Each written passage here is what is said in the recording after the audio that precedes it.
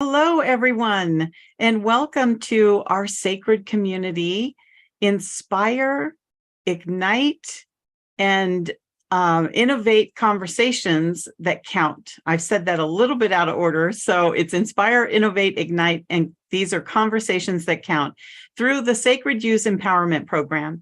We are a beautiful group of people who are on a mission to empower men and women around the world.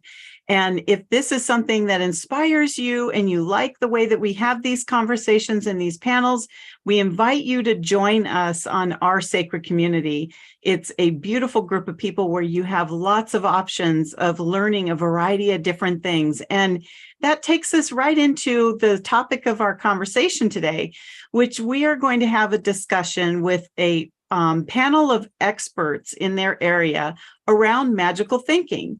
And so magical thinking is tied directly to belief. It spans across many groups of people, from religious folks to the metaphysical, even some woo-woo is thrown in there.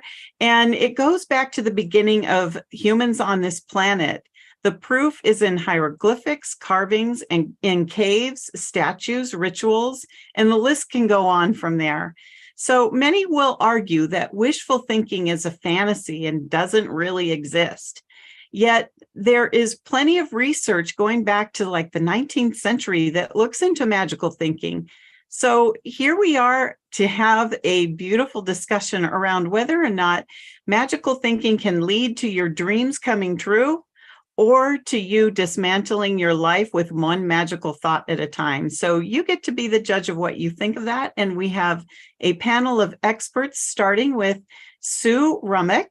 And Sue helps highly sensitive professionals who suffer with empathic sensitivities, sensory overwhelm, and spiritual confusion to rewrite how they negotiate the worlds in which they live so they can take back the driver's seat and begin to love the power they have to make their lives their own. Super important work.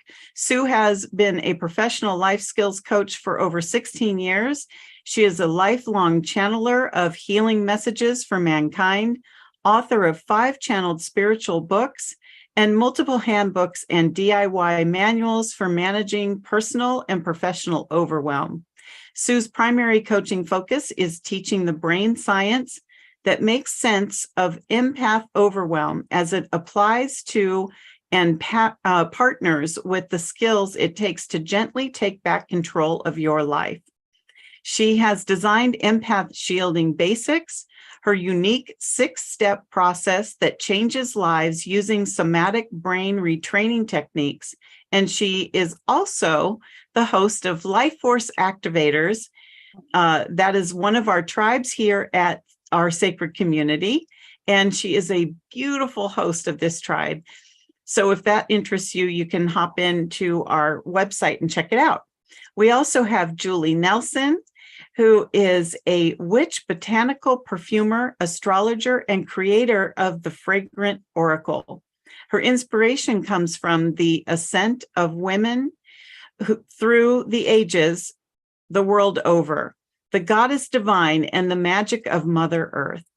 She is a proud mama of her gorgeous daughter who became her driving force in discovering the world of natural therapies, namely aromatherapy, back in the late 80s. Our journey together has brought us to where she is today, first leading her to getting her diploma of aromatherapy, and then working with clients for the past 30 years, opening them up to this incredible new world of the stars, scent, and magic. Super important. With a focus and passion in helping women live a full and rich experience in life, she helps them explore the exquisite harmony of true natural perfumery, I cannot pronounce that word, astrology, moon magic, intention, and ritual.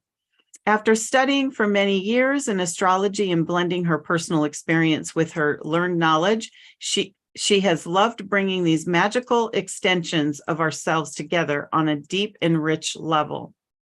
Her innate nurturing essence allows her to share the gift of being able to hold sacred space for women and support them on their own journey into the feminine and rise unapologetically.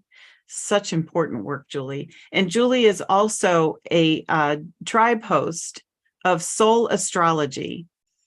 So is that the name of your tribe, Julie? Can you pop in? I will. It's the Bewitching Thank tribe. you. I knew that was wrong. That's your actual, your website, right? Is the name of your business? Okay. So excuse me for that. Now, we also have our beautiful Linda Binns. Linda is an accomplished energy coach, speaker, and author. As someone who is introverted, highly sensitive, and empathic, she understands how difficult it can be to thrive in a world where you're seen as being very different. Her mission is to empower sensitive, caring women to stop giving their power and energy away, embrace their uniqueness, and bring their much needed gifts to the world. So we are really lucky to have these ladies here with us to have this conversation. My name is Josette Diaz, and I'm a self-mastery expert, and I specialize in working with women to guide them along their own path of self-mastery through using art to raise their self-awareness. So let's get started on going around. We're just going to do a little round robin. I'm going to go ahead and just choose instead of having you hop in. And after that, we'll change it up, and then you can just answer as you like, whoever has an answer first. So let's start with our first question. Where can magical thinking take you? And what is your opinion on whether it hinders rational problem solving and decision-making processes? So that's a two-part question. So let's just start with the first part of that, which is where can magical thinking take you? And then I'll feed you the second part when you go to answer. So can I go ahead and start with you, Sue? Sure. I think that for each person, magical thinking is a very personal definition. For me, magical thinking is that place that I go to when I want reassurance that an answer that I don't know is going to come forward in a way that's going to meet my dream, help me to accomplish what I need to accomplish. So for me, magical thinking is a way to accomplish something that I have no idea how it's going to happen. So an example is my family travels. They go on planes, trains, automobiles, and I go nuts so crazy that something awful is going to happen. In my life, something awful has happened once a long time ago that changed the course of many lives. So for me, magical thinking is bringing in all my guides and angels, asking them to protect and bring my family home safe. That's magical thinking for me. For a religious person, it might be going to church and lighting a candle and praying to the saint that they trust most, that they put their trust in. Magical thinking is very personal, but it's a way of being reassured that something that I need to have happen will happen, even if I don't know how it's going to happen. That's my longest short answer I can give you. That's really great. I mean, you gave us some really wonderful sound bites there, and I loved what you were talking about, how for you it's a communication, right? It's a communication with your angels and asking for or seeing the outcome being positive. Is that that's what I took away from what you said, in the sense that it isn't that I see it being positive or possible. It's that they're going to take the burden off my shoulders and protect who I need protected. So they're you don't taking the burden off of me. Right. So you don't have to know how. So I don't have to know how. Yes, I love that. Okay. And then the second part of the question is, in your opinion, do you feel that magical thinking hinders the rational problem solving and decision-making process? Not for me personally.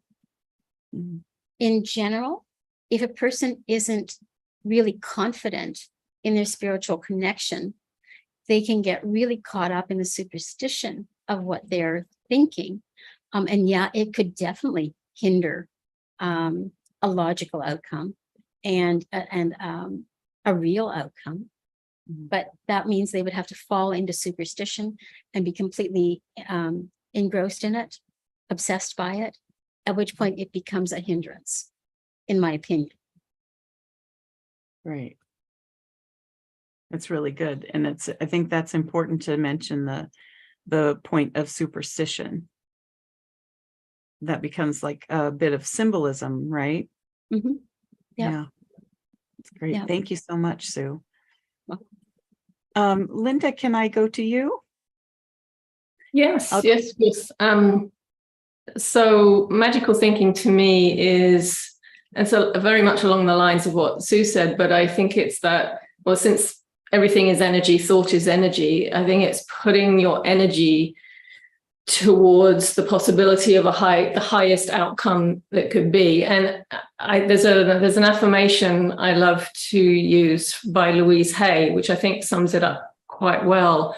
So whenever you're going through a difficult situation or experiencing something that's unknown, the affirmation is, out of this situation, only good will come for the highest good of everyone. And I think that just kind of sums it up beautifully. It's a surrender. It's an acknowledgement that I don't need to know what's going to happen, but I am putting my thought, my energy into the fact that it's going to be of the highest good for everyone. So it's letting go of that control. And that truly is magical, because amazing things happen when you let go of that need to control outcomes.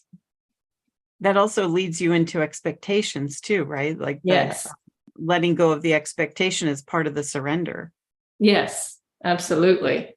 Letting go of expectation, because, expectation, the more expectations you have, the more disappointment you're likely to experience, I found. Right. So, letting go of that expectation of what should happen, how it should happen, when it should happen, you're just surrendering that. And you just know that it's going to be for the highest good of everyone, no matter what. And you don't need to know what that looks like. Right, exactly.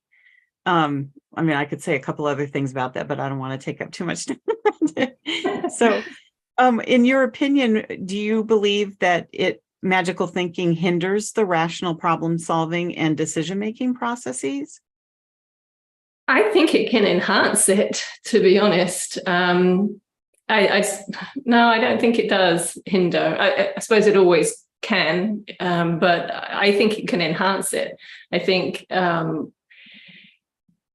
we tap into that side of our brain whenever we need to, but very often what happens is we stay there in that logical, I've got to figure it out, I've got to try and control things kind of brain. But when we surrender, I think it brings this clarity and it brings this calmness and it brings the space for inspired action whenever, or inspired ideas. So whenever you need to do something, you have the space for that to come in into your mind, so that you can then take whatever action is needed. So I think it can enhance it personally. Yes, that's such a good point. I love that. Thank you. And Julie, it's your turn. So what is your point of view about magical thinking? Well, because I work with magic and the mindset and the psychological and emotional, there's a saying that I use, and it's what we think, feel, and speak, we create. So it's about being mindful of what we're desiring. So this is for me personally, being mindful of what I desire to call in. And sometimes for me, it is important to be specific, because it's what you speak, you get. And you've often heard people say that, they've said something and not meant it or not really wanted it, but it's happened because they've created that, because thought or words are energy, and energy becomes matter, and matter manifests in the in reality. So that, I think, is really important. And I agree with Sue and Linda. It depends on the individual and what their process is. So magical thinking to me can take you to magical places, and it's always coming from the highest good for ourselves and everybody else. That's for me the key essential, that we're always coming from the highest good.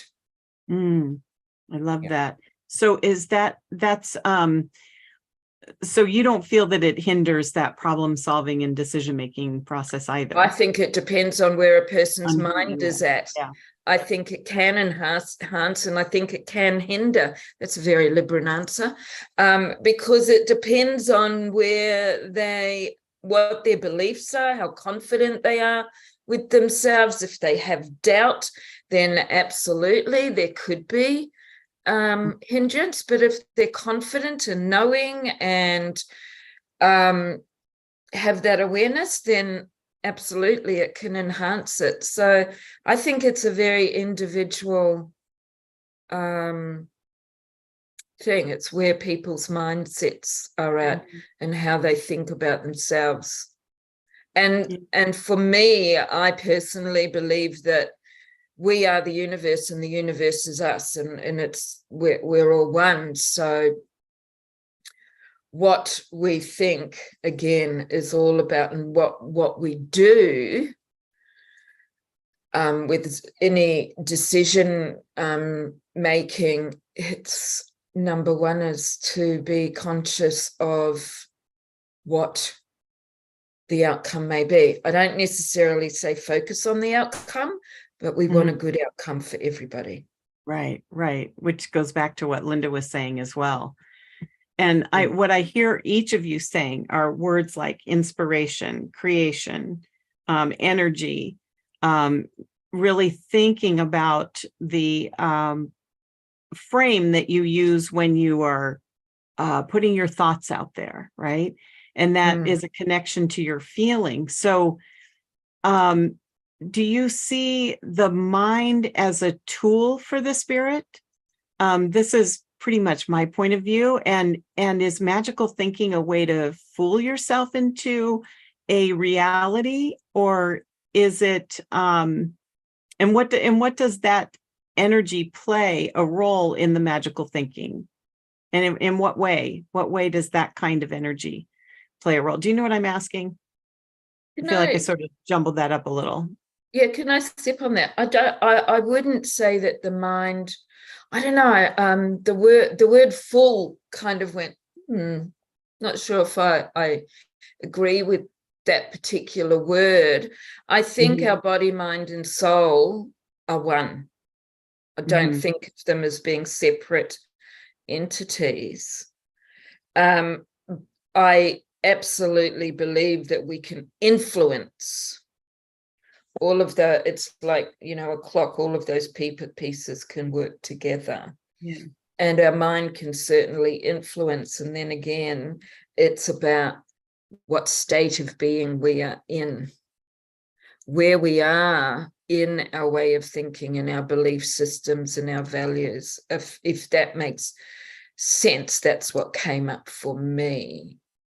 Yes, I would agree with that. And I think that the real question might be more or less that, depending on your state of being, and when you look at the world around you, if there are pieces in your world that you don't feel are congruent with you, then it's an opportunity where you get to examine internally where your thoughts, where your energy is, etc. Would you agree with that? Absolutely. We can process and reflect, and we have a choice of to release it or to work through it, whatever we decide. It depends on how much it's affecting our life and how incongruent it is. Yeah. For me, there's never one answer. That's very liberating too. I don't know if everybody else feels like that, but there's never one answer. I don't know if there could be There just never one. is. Oh, Yes. What is your take, Sue? okay, well, if you're talking about spirit as being mind, body, spirit, my channelings over the years have actually separated spirit from soul. They're two different entities. So mind is Yes. obviously the mind. Spirit is how my channeling came through was that spirit is the experiential part of us, the story maker, the one that takes every experience and turns it into a story that becomes a belief system in our own lives that our brain calls on when we need definition about something that's happening. So spirit is the librarian. It's the story creator, the story maker. Soul is the God connection that always tells the truth. If you go to soul, which is housed in your heart, spirit is housed in your brain, and you ask your heart for the truth, you'll always get it. If you go to your intellect and ask your brain, spirit is going to tell you the story that it created around it. So our realities, we actually live in two different realities when you think about it. We live in the story reality that spirit has created for us, and we live in the soul, which is the truth reality, which connects to source or God or whichever God system you believe in. So if you're looking for reality, we have two different realities. That's number one. If you're going to think in terms of magical thinking, as children before the age of 5, we were already magically thinking. We had our invisible friends. We had fairies at the bottom of the garden. We had sprites that danced with us, in the twilight. We had monsters under the beds. We connected with a different dimension of thought. Thought is energy, as Julie said, and energy manifests. So our thoughts, perhaps there were fairies at the bottom of the garden. I saw them. I played with them. There were sprites that I danced with at the twilight. There were monsters under the bed. Yeah, I guess I had my monsters under the bed too. But the point is that if you're looking for reality and you're thinking in terms of magical thinking, I think you have to create your own perspective on that and accept what you believe as your own reality and put that into a working, I want to call it a working document that informs you when you want to make decisions from a magical perspective, a magical thinking perspective. If you're a logical thinker, okay, let's go to logical thinkers. I'm going to make this short. Let's go to logical thinkers. Okay, we don't think of them as being spirit connected, soul connected, because they may have religious beliefs. But have you ever seen a logical thinker knock over a salt shaker, pick up the salt and throw it over their shoulder? Superstition is magical thinking, which gets embedded at some point in our lives. So even the logical thinker is involved in magical thinking.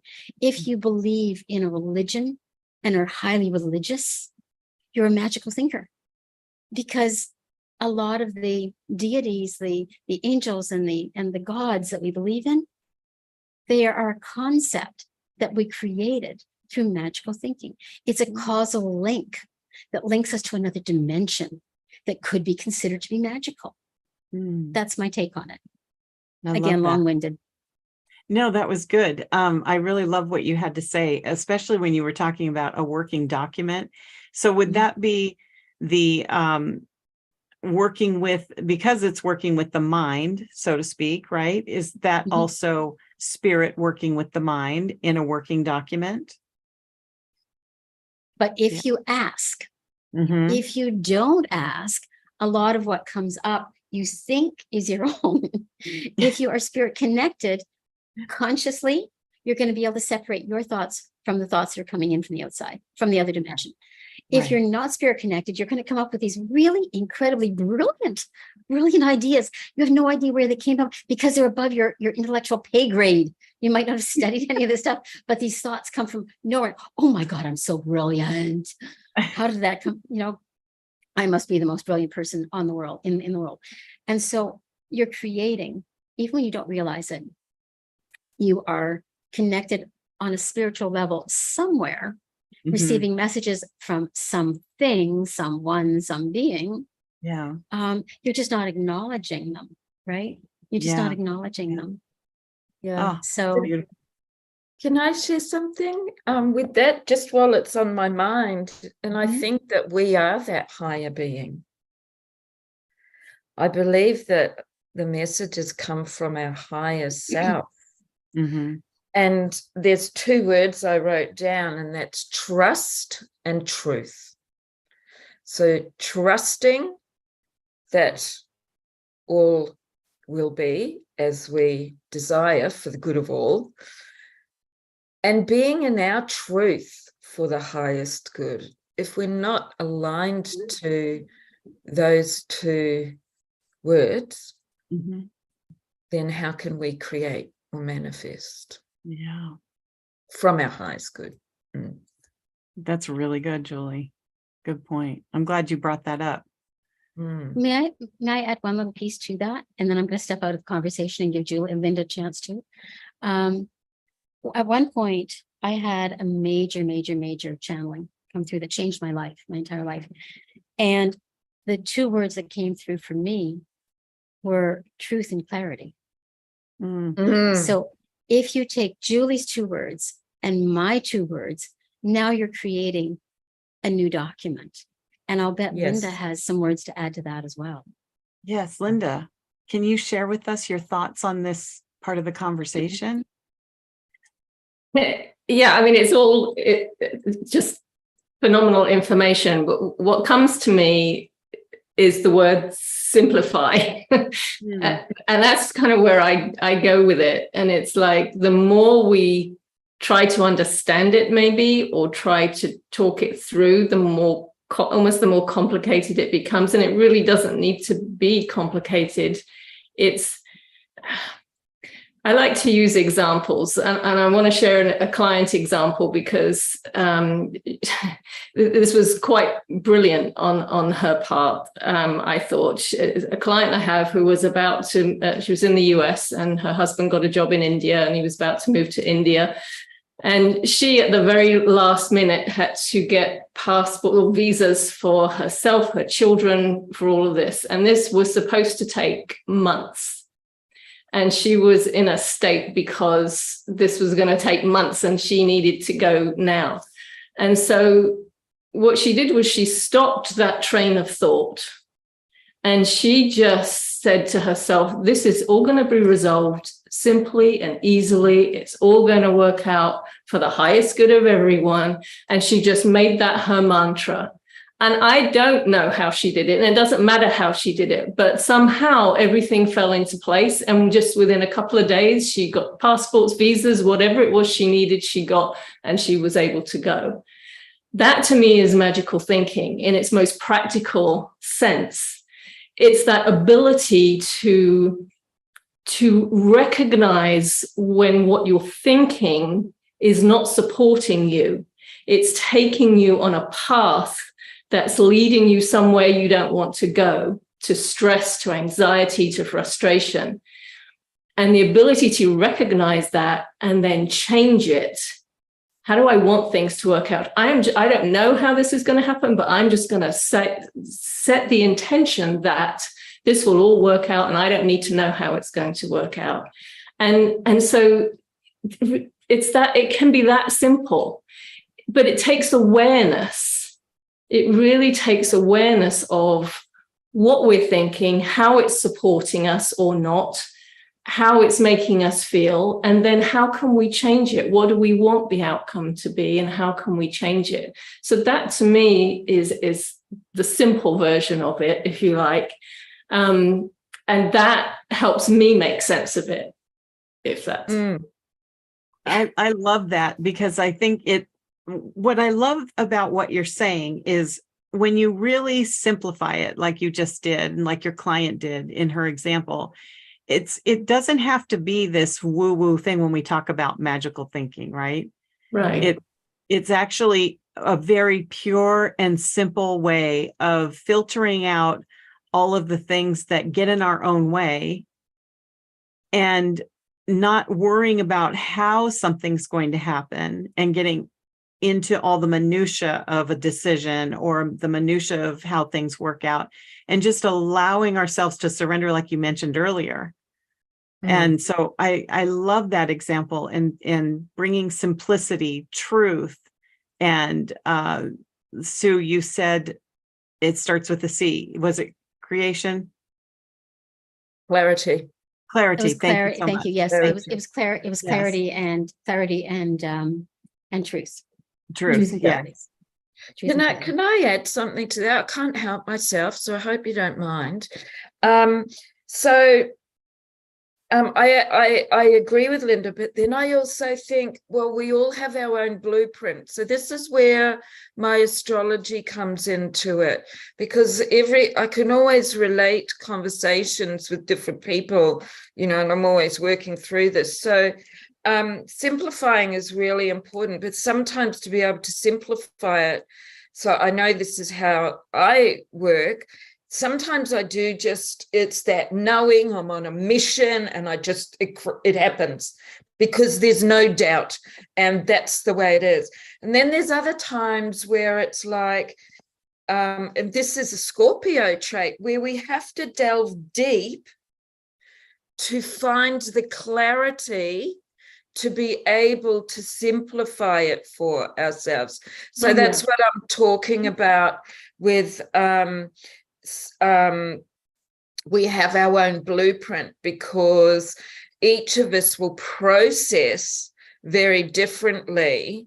And for me too, it also depends on what it is, where my mindset is, and also when we're setting that intention, that actually is like activating our reticular activating system of the brain, and which is where I like to bring in a bit of science, because it's called our RAS system.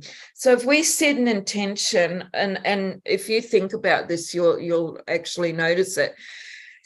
If I wanted to buy a car and I wanted it to be a red Daihatsu Charade, which is just a car I used to have once, I'm suddenly going to see them all over the place.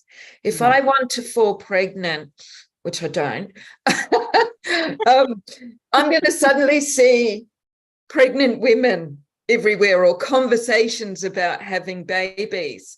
And so having that very clear intention will actually, and our RAS, that part of the brain, it sets us into physical action unconsciously, we don't know, to manifest what we desire.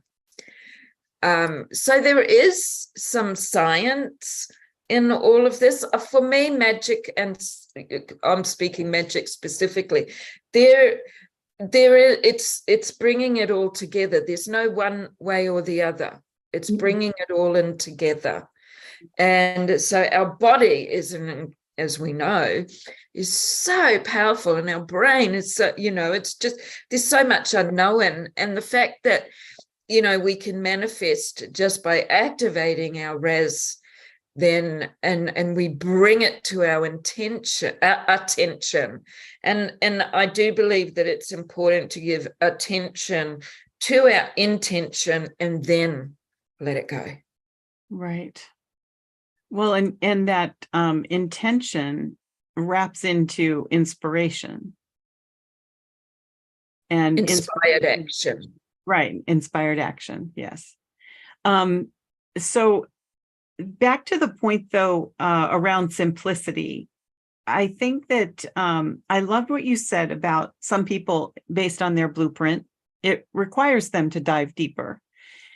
Yet, I think what I was speaking to when I was making the comment to Linda was about how sometimes we allow our patterns to influence that downgrading of getting into the minutia of being distracted. Does that make sense? And so I think that's where, like what Linda was saying around her example with her client, that simplicity sort of sifts out some of that, that ability to. Yeah, I think it does. And I like to focus on, we very often think about specifics, like you said, about the car, or the, the amount of money, or the whatever it is we want to put our attention on. I like to think in terms of experiences. Okay, this is what you want. Why do you want it? What's the experience you want to have? And if you focus on the experience, I think you connect more deeply with what you want and why you want it, and that really activates something more energetically. I think that puts more power out there. Rather than sometimes we're told to set goals and be very specific and all of that. I've just found that focusing on experiences gets you to the energy behind what you want and why you want it. And I found it to be much more powerful. So I don't know if that's helpful at all for anybody, but that's been my experience. I agree. Yeah, I absolutely I can actually agree. I can add to that, Linda. In my coaching, what I do is every session, no matter who the client is or what they're looking for, I ask them to come prepared with a situation, a real life situation, either something from the past or something that's currently really bothering them, and bring that situation. We're going to coach around that. Whatever we're coaching is going to play into that. But at the same time, they need to also set an intention for what it is that they want to end up with, what they want to take away as a new learning or a new awareness or a new depth from that coaching session. So they've got a situation that they can actually relate to, and they've got an intention for what they want to take away from the session. And there's never been a single session where a client hasn't taken away exactly what they targeted.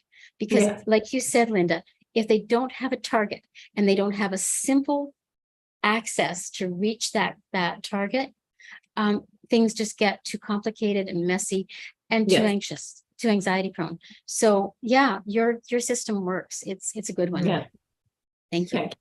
And dwelling in those feelings of the results, like the experience, what does it feel like? And playing out those feelings too works for And me. that's, yes, I love that. And it is very much about, you can call it magical thinking, you can call it visualization, it really doesn't have to have a label. Yet those types of experiences like you're speaking to are really an opportunity for you to step further into what may be calling you. Because if it's something that is presented itself to you, whether it's through a form of thought or feeling, is that, and I'm asking you this question, is that the life force energy or divinity that is in your life, or whatever it is that you attach yourself to in belief in this way, is that calling you for something new, something different? And is that part of magical thinking? Does anyone have any thoughts on that one? Yeah, I do. Oh, so go ahead, Sue. Okay. I never thought in terms of magical thinking, but I've always known that there is something beyond me helping me negotiate through whatever it is that I'm trying to do. So quite often now, before I would just randomly hear the advice, the questions, the direction would show up in a dream. It would show up in a middle of the night wake up call where this conversation goes on for 2 hours. It's a Q&A, and I'd come away with some incredible new awareness. That was part of the process of moving into creating that interdimensional conversation that you're asking for. So for me, in my elder years, I've allowed myself to actually create a partnership, open up the gates to the partnership. So it's an ongoing conversation now. If I have a question, I'm not quite sure what direction I want to take or I should be taking, I will say, so what is my next logical step here? And then I wait, I open up those, I can have my lists. I've got my list, I've done my homework, but I'm not quite clear on what is the most logical step to take next. And that those thoughts and the logical reasons behind them will either show up as a full body of information or in another series of questions for me to unlayer further down my own path. And I rely on that connection. I trust it because it comes back to the trust and the clarity and trust. If I don't ask questions, I'm not going to get the clarity. And if I don't have the clarity, then I can't trust the information that I'm giving myself to make that decision. I don't know if that answers your question. Yes, I think it does. Yes, because it's it's receiving, it's about receiving Mhm. and then answering the call. Mm. So Yeah. does anyone else have any thoughts on that? Yeah, I couldn't agree more. I think that clarity is so important. And this is where self-awareness has to be your priority, because you can have an idea of something can come to you and you can think, oh, this is what I'm being called to do. But where is that coming from? And I think, it depends how much inner work you've done, how connected you are, how much you trust yourself. And so that's why if you have that clarity and you have that trust, great, you can go with it, and you can know, you'll feel whether you're being called to do something. But if you're not at that point yet, I think it's really helpful to just dive into that a little bit. Where is this coming from? Why do I think I want to do this? What am I looking for? What is the energy behind this? And when you start to dig a little bit, because I found in my coaching practice, one of the most challenging things for people very often is knowing what they want. They think they do, but when we start to talk about it, okay, that's great. You want this. Let's talk about that. Why do you want it? Let's explore it a little bit more. And then they discover it's not really what they wanted. It's what they thought they should want, or, what other people wanted for them.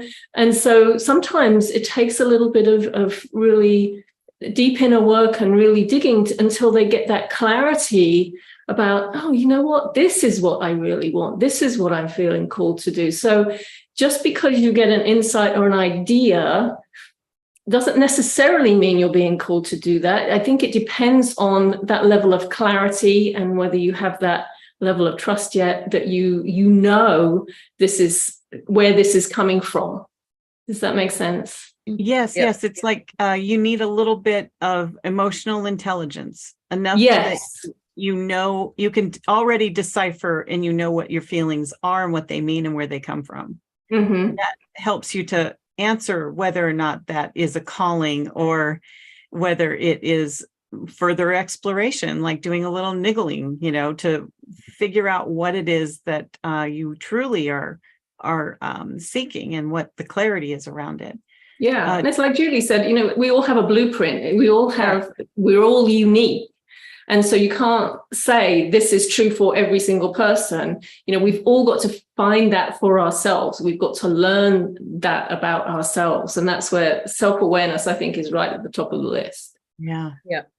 And if I may, something that came in is, and this is quite big, I've found with my clients, students, community, is about feeling the worthiness to receiving what they desire. Because if they don't feel that, then it's going to be extremely challenging for them to receive, to manifest, to live what they are desiring to call in. So receiving,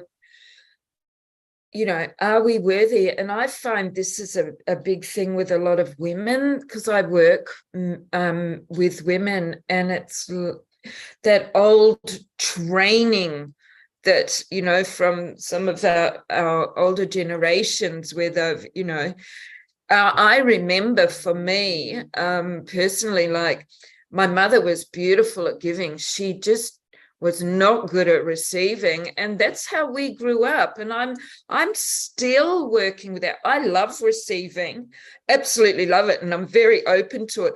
But I know that it comes up because in my life, there was like, you give, you give, you give. And especially for women as mothers and having partners that we love to nurture and nourish. And so it's knowing, like, yes, I am worthy of receiving what I desire. And it's unapologetic. And that is something that I have learned to be, is unapologetic about what I desire, as long as it's always for the good of all. Yeah. Well, I think, as well as feeling worthy of receiving, I think we also can very much get in our way because we think of we think we should receive it in a certain way. It should show up in a certain way. And you know, that expectation again of what that should look like. And, you know, when you let go of that, and again, you focus on the experience itself instead of how it should show up. And you can just, you know, feel yourself having this experience. That's when you really allow it to come, because you know you are worthy of that. You can start to feel it before it's even there. Clarity can slip into there too. So I'll give another example of working, like calling in abundance of money. Well, money, it might not be the physical money. It could be, so for example, and this has just happened to me, I was gifted with 2 writing courses. And it's like, I've got to create this money to pay for writing, and I didn't know when I was going to do it. It's been on my mind. And then suddenly within 2 weeks I got gifted 2 writing courses, and they're both extremely different. So it's like, wow. And then this has just happened in the last couple of weeks, and I'm running every 4 times a year, every quarter I run a 21-day manifesting challenge. So, and I've always wanted to do a TEDx talk. For about 10 years it's been there, and I've worked on what I could talk about. And I've got so many things that my issue is, what am I going to talk about anyway? And then a friend of mine came up from Tasmania. He was talking at the TED Talk here and gave me a ticket to go to the TEDx here. So it's like, with money, it doesn't always actually come as money. It's like gifts. And it was so exciting. I'm going, you know, 20 years ago, I would have been going, oh no, maybe you should give that to somebody else. Whereas now it's like, yes, thank you. That's a great example. And if I might just add another quick example to that. This was a few years ago, but it was just a wonderful thing that happened. Somebody I was working with her dream was to go to Italy and spend like 2-3 months in Italy. And she had been trying for a long time to save the money to go. So her goal was, I need to get the money so that I can go on this trip to Italy. So what we did instead was I said, let's forget about the money. Let's focus on the experience of Italy. Where are you going to go? Let's cut out some pictures of where you're going to go. Let's get some travel brochures. Let's listen to Italian language, listen to Italian music, eat Italian food, start with the experience, right? Yes. Well, then she got offered a job teaching English in Italy. So she got all her expenses paid. She got an accommodation paid for. She was even paid to be there. She didn't need to, you know. Yeah. That's a great example, I think, of if you focus on the experience. Yeah. And it comes in unexpected ways. Yes, that's right. Unexpected ways. It's and if you I feel excited just thinking about all of this. Absolutely. And if you add a vision to all of that and hold the vision for it, it gets even bigger. So it's more than just magical thinking, quote unquote, right? Like Sue was saying, she doesn't think of it as magical thinking. It really is, like, would you agree, a way of being? Is that the right way to phrase it? It's a way of being. So. Yes. Way of being, absolutely. So I've gotten, sorry. Yes, no, go ahead, Sue, please. I do have an example of way of being. Okay. In my life, life wasn't easy, and there were always obstacles. And to me, I would set my mind in a direction that this is where I need whatever it is to happen. Okay.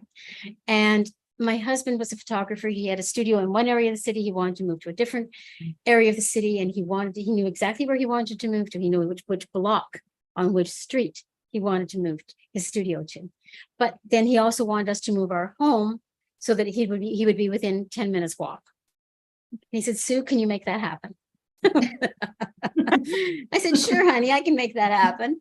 In the meantime, the real estate market was completely depressed. Houses were not selling. Nothing was selling in our neighborhood. Hadn't sold in 2 years. So selling our townhouse was not going to happen. We had no money to put a down payment on a house, and renting was out of the question. It was going to have to buy the house, rent the studio. So he said, make it happen. I went, okay, honey, I'll make it happen. So I started back, this was before the internet, okay? Before the internet where you went on sites and looked for things. We had physical newspapers, real big newspapers like this big. And I got the newspaper, I looked in the classified ads, and I looked for houses for sale privately. And sure enough, my first day, because I'm thinking, okay, Avenue Road, between this and this block, in this and this neighborhood, got to find the studio first. He found the studio. He knew exactly where it was. He says, now you have to find the house. And I looked for houses for sale privately. There was one little ad on a street that was right at the cross section of the block where he wanted to live. And I called them and I said, okay, here's the deal. Our townhouse is not, I'm going to be right up front. Whatever your house is, we'll take it. Okay.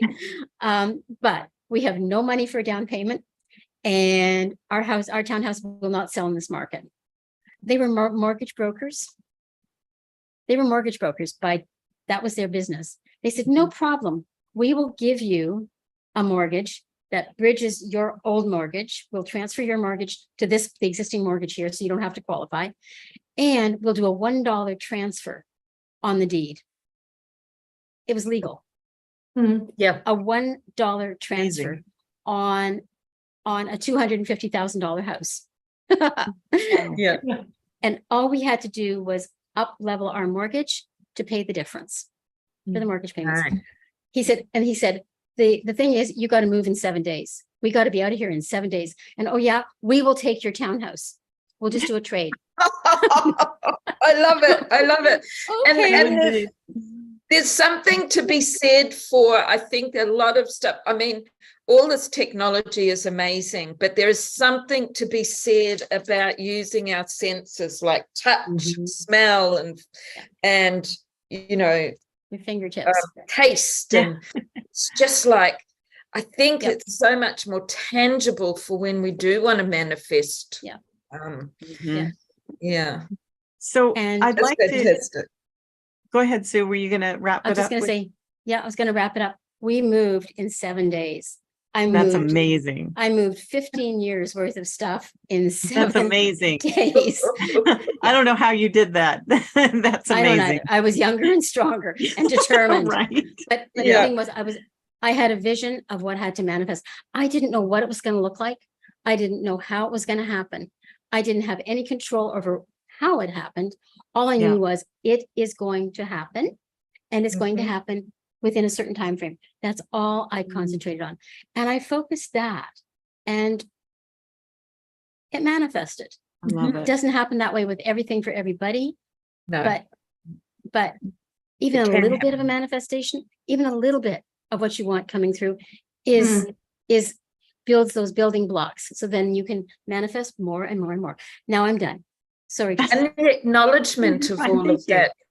Sorry. Yeah. The acknowledging every small thing that we manifest on a daily basis, you know, Mhm.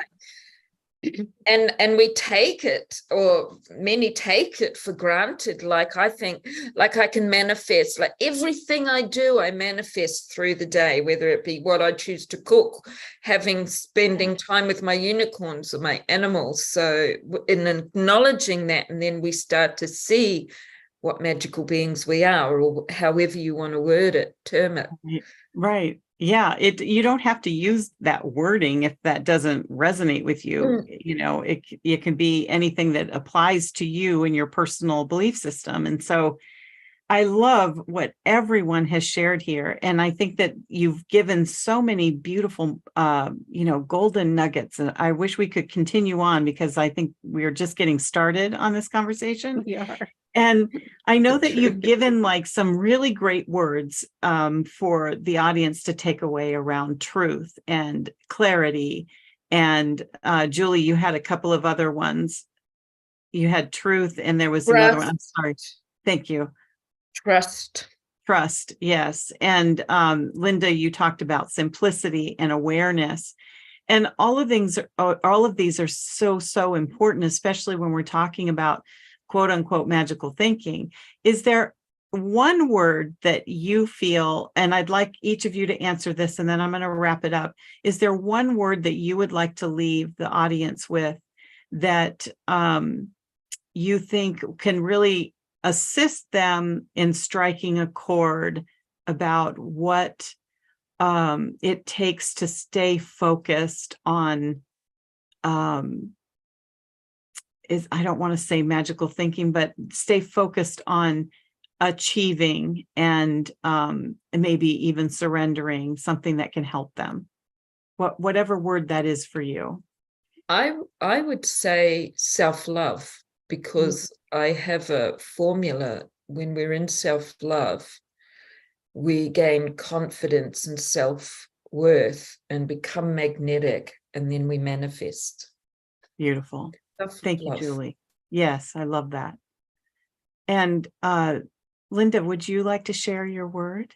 The word that's coming to me is connection. And I feel it's connection with yourself, because when you've connected with yourself truly and deeply, you are connected to the higher good. So just like self-love, I think connection for me. Beautiful. Thank you. And Sue? Permission. Oh, Sue, that's good. Permission. Yeah.